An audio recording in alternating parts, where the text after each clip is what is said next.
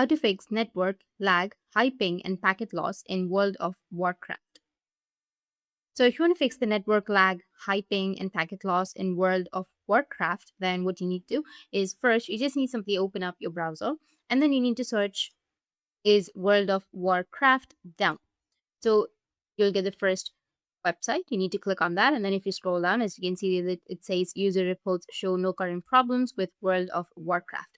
If there are no problems, then you're good to go.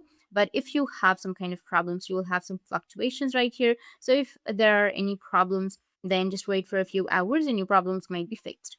But if that doesn't fix your problem, then the next solution is you need to open up your command prompt. Search for CMD, which will open up a command prompt. Right click on it, go with Run as Administrator, and click on Yes. And here you will enter some commands. The first one is ipconfig space / renew.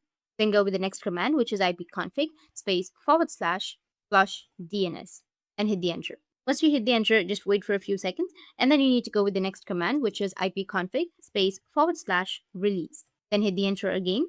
Then you need to go with the next command, which is ipconfig space / register DNS. Then go with the next one, which is netsh space winsock space reset. Once you finish entering all of these codes, you can close this down. Then you just need to simply search for control panel and open up your control panel. Now here you will find network and internet, or go with network and sharing center, and then go with your internet, which is right here. Right click on it, and then go with properties, which will be on the bottom, and scroll down, and then you'll find the internet protocol version 4. You need to click on that and then go with properties again, which will be on the right side. And here you need to go with use the following DNS server address, and then you need to type in 8.8.8.8 on the first one, and then under alternate DNS server you need to go with 8.8.4.4, and then you need to go with OK, and you need to restart your computer, and this should be good. That's it. If you found this video helpful, hit the subscribe button, and thanks for watching.